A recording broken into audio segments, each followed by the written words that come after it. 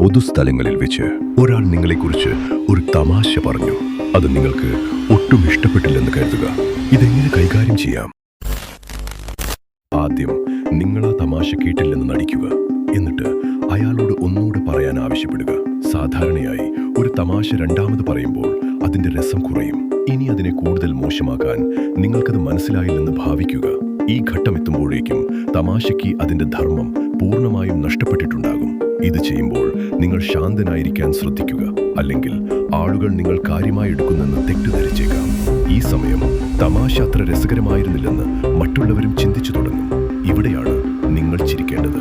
പക്ഷേ നിങ്ങൾ ചിരിക്കുന്നത് ആ തമാശയ്ക്കല്ല, മറിച്ച് ആ അന്തരീക്ഷത്തെ നിങ്ങളിലേക്ക് സ്വാധീനിക്കാനായിരിക്കും. പിന്നീട് കാര്യങ്ങൾ സാധാരണ നിലയിലാക്കാൻ ചിരിച്ചുകൊണ്ട് നിങ്ങൾ വെറുതെ പറഞ്ഞതാണെന്നും ആ തമാശ രസകരമായിരുന്നെന്നും പറയുക. ഇപ്പോൾ നിങ്ങളുടെ തേജസ് നഷ്ടപ്പെടാതെ ഈ സന്ദർഭം നിങ്ങളിലേക്ക് അനുകൂലമാവുന്നത് കാണൂ.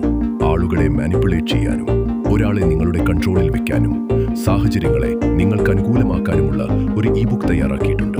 ഈ ബുക്ക് ഇപ്പോൾ നിങ്ങൾക്ക് വെറും 39 രൂപയ്ക്ക് തരുന്നു. ബുക്ക് വേണ്ടവർ ഡയറക്റ്റ് മെസ്സേജ് അയച്ചു.